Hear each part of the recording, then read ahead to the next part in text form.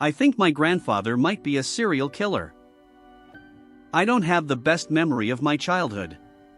Not that my childhood was bad, it wasn't, but I just don't remember that much of it compared to a lot of people. My grandfather always stood out to me, which was strange, because he was never around very much. The few times that he came around for Christmas or some other family occasion, he seemed a kind but serious man. I remember him talking to me and showing me coin tricks, and I liked the sound of his deep, rumbling voice as he told me stories about far-off lands and fantastic creatures. I remembered liking him and feeling sorry for him, because underneath it all he seemed very sad and tired. I knew that my grandmother had died not long before I was born, so I always imagined that was a lot of why he was sad. I say this all to explain that I had a limited but positive idea of my grandfather before a few days ago. Last month, my parents were killed in a car accident coming back from a movie. I live 2 states away, but as their only child and closest relative, I got the call. The next few hours were a haze of travel and crying and shock, but I know that when I got to the hospital, my grandfather was there. Even as an adult, I was amazed at how large a man he was, and when he swept me up in a quiet hug, I cried against him for several minutes, welcoming the comfort. We did the funeral arrangements together and agreed that we would come back in a few weeks to go through all of their things and get the house ready to sell. He had already made clear that regardless of whether they had a will or not, he wanted everything to go to me, but he would be happy to help and get to know his grandson a bit better. The funerals went well, as far as those kinds of things go, and I went back to my life.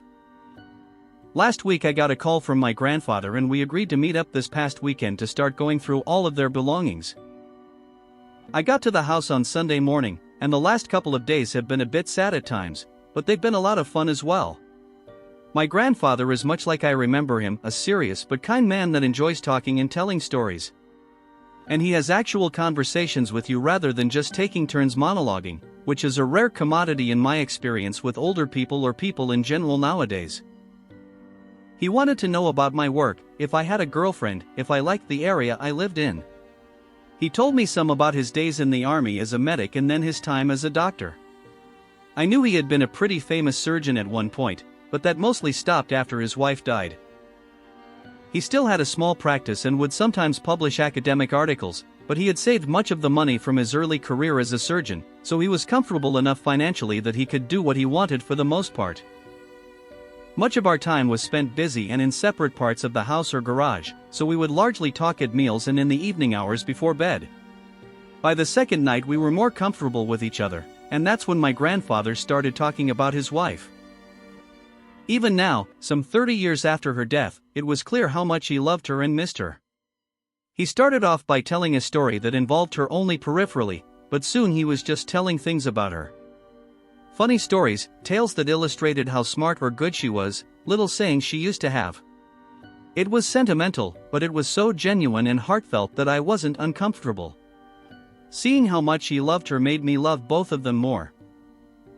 I had no sooner finished that thought when his expression turned darker, like a ship entering sudden storms. He started talking about how she was taken from him, how that man, that thing, had killed her. I just listened, but internally I was wondering where all this was coming from. As far as I knew, my grandmother had been killed by a drunk driver. While that was terrible, he was making it sound like it was something else, like she had been intentionally murdered in some way. It was all pretty vague, but I could still see when he realized he was saying more than he intended. He looked embarrassed and apologized for rambling on, making some passing remark about how he had become the old man at the mall that will talk for hours about nothing. I laughed and was going to reassure him that I was enjoying it, but he was already on his feet and looking at his watch.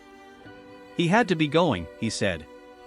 Had to run into town to take care of a couple of things before it got too late, but he'd see me in the morning. I found this all very strange for a couple of reasons. First, we had just gone to town earlier that day and bought supplies and groceries to last at least a couple more days. Second, it was nearing 10 o'clock, and aside from a gas station or bar, I doubted much would be open in the closest town, which was relatively small and a good 30 minutes away. Still, he was a grown man and my elder, and it was none of my business where he went or what he did. Maybe he just wanted to go off and be by himself after talking about his wife so much. In any case, I said good night and he headed out. A minute later I heard his giant SUV rumble to life outside and trundle its way out into the night.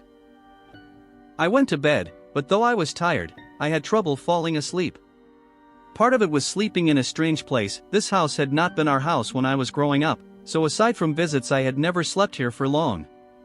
Part of it was worrying about my grandfather. My bed was next to a window on the upper floor, so periodically I would peek out to see if I saw any sign of his return. The moon wasn't full, but was still bright enough to shine off the lawn and the trees that grew thick as they became woods and then forest. It was beautiful, and I knew my parents had loved it here. Still, it was too remote for my tastes, and if they hadn't lived so far out of town they probably wouldn't have gotten killed coming back from a movie. The thought made me angry, so I pushed it aside. Picking up my tablet, I started reading, and before I knew it I was asleep. I'm not sure if it was the rumbling engine, the squeak of my grandfather's driver's side door, or some internal sense that something had changed, but I woke up some time later and looked out the window again. I saw my grandfather standing at the rear of his SUV, looking around for several seconds before opening the back hatch. At first I couldn't see anything due to the angle, but when he reached in and started pulling out the body, I saw more than I wanted. It was a woman, and as I watched, he pulled her out enough to pick her up in his arms and began carrying her into the trees. I know it was nighttime and there was a distance of probably 50 yards, but I could see it all very clearly. And with her hanging arms and lolling head, it was also clear that the woman was either deeply unconscious or dead. I felt panic well up in my chest. I didn't know what to do. Should I call 911? What if I was mistaken or he was trying to help her? Maybe she was drunk? But if he was trying to help her, wouldn't he have either carried her to a hospital or at least brought her inside here rather than carrying her into the woods? It was all so strange, and the longer he was gone out of sight, the less real it seemed. So I did nothing. I sat by the window, looking out for a number of minutes, and then just when I was about to give up, he came back into view, empty-handed and picking his way between the trees as he approached the car. He shut the back hatch on the SUV with a shake of his head and then looked up, right at where I sat in the window. When I first saw the body I had been careful to stay low and slightly back from the window. But time and shock had led to me paying less attention to how visible I was as I waited for him to return. And there was no doubt that he saw me now. As if to confirm it, he lifted his hand and gave a small wave. Feeling a strange combination of embarrassment and horror, I waved back. As I'm writing this, it's the next morning and I've spent the last several hours deciding what to do or say to him while listening out for the slightest creak of the floor or turn of the knob. He may not know I saw the woman, and I guess there could be some benign explanation, though that seems unlikely at this point.